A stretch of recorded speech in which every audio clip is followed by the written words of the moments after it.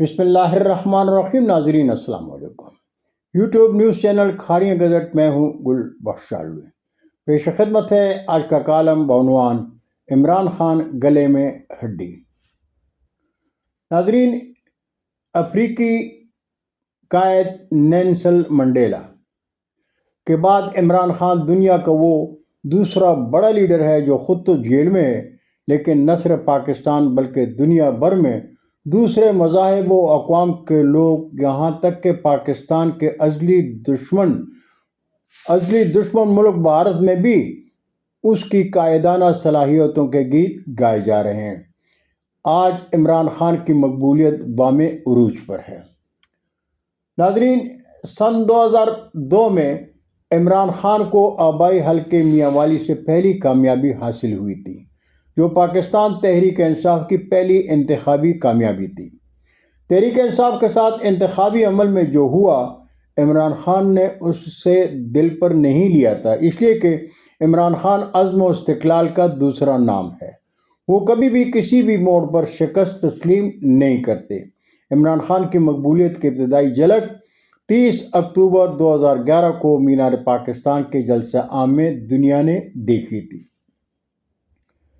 شہید محترمہ بینظیر بھٹو کی شہادت کے بعد 2008 کے الیکشن میں تحریک انصاف قومی سیاست میں تیسری قوت بن کر سامنے آئی، اور 2013 کے الیکشن میں تحریک انصاف کو پہلی بڑی انتخابی کامیابی ملی اور خیبر پختونخوا میں جماعت اسلامی سے اتحاد کر کے حکومت بنائی۔ قوم کی حوصلہ افزائی سے عمران خان کو حوصلہ ملا تو پھر عمران خان نے پیچھے مڑ کر نہیں دیکھا۔ 2018 کے الیکشن میں پی ٹی آئی نے 2/3 اکثریت لے کر قومی سیاست میں ذوالفقار علی بھٹو کے بعد عوامی مقبولیت کی ایک نئی تاریخ رقم کی، جو آج تک نہ صرف برقرار ہے بلکہ تخت اسلام آباد کے ہر ظلم و جبر کے باوجود مقبولیت میں روز بروز اضافہ ہو رہا ہے۔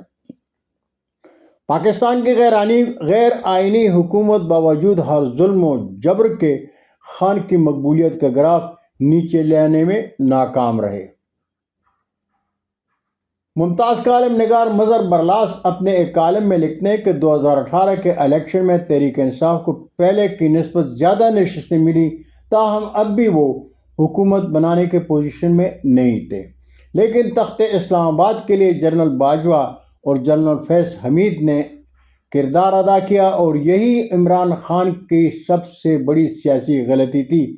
اس غلطی کے پاداش میں عمران خان جنرل باجوہ اور جنرل فیض احمد کے احسانات چکانے میں لگ گئے۔ جب عمران خان کے جنرل باجوہ سے اختلافات بڑھ گئے تو وہ کردار جو انہوں نے عمران خان کی حکومت بنانے میں ادا کیا تھا، وہی کردار عمران خان کی حکومت گرانے میں ادا کیا۔ اس طرح عمران خان جنرل باجوہ اور جنرل فیض حمید کے درمیان پھنس کر رہ گئے۔ ناظرین، رجیم چینج کے بعد عمران خان کو مقام مقبولیت سے گرانے کے لیے تحریک انصاف کی قیادت، پارٹی رہنماؤں اور عمران خان کی سوچ کا ساتھ دینے والے عوام پر ظلم و جبر کی داستان لکھنے والے تخت اسلام آباد اور ان کے سہولت کاروں نے جو ظلم کیا، اس سے وہ تحریک انصاف کے انصافیوں کو ڈرا اور دبانے میں تو ناکام رہے، البتہ عمران خان کی مقبولیت کو بلندیوں کے معراج پر پہنچا دیا۔